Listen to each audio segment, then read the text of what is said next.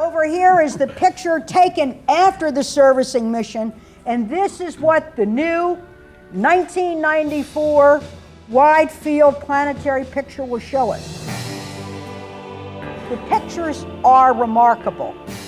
The science that will come from the pictures are of historical significance.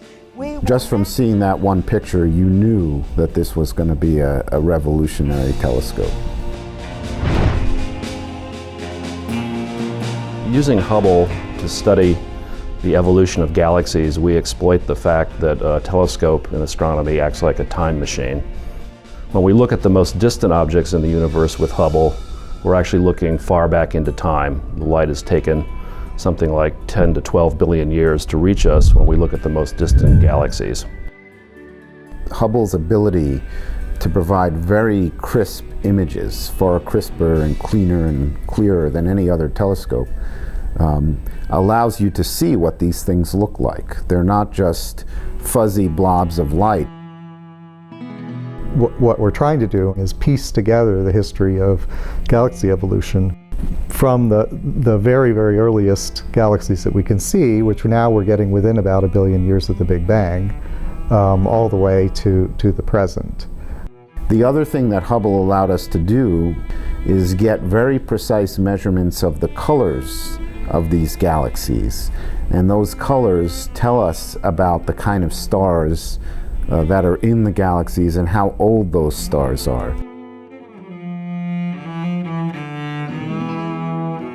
There are two different ways of thinking about a redshift. There's the Doppler effect.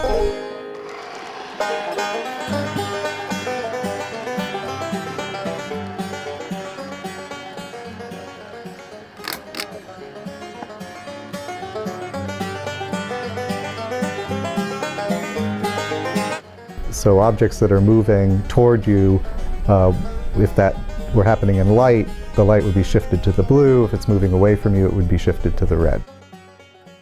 In cosmology, there's another aspect. The whole universe is expanding, and that's essentially stretching the light on its way from the distant object to us.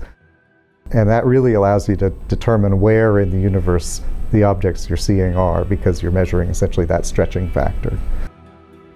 It's not like we're going to invent a better toothpaste or solve the energy crisis. We're doing things that are at the sort of frontiers of knowledge.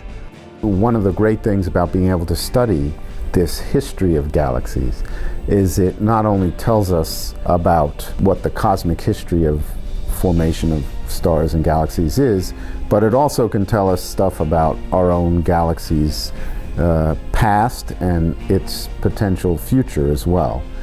I think people just have a powerful urge to understand their origins.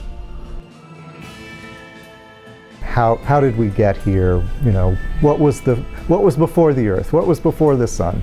Those kinds of simple questions that are startlingly hard to answer. And the amazing thing is that we can start to answer many of them.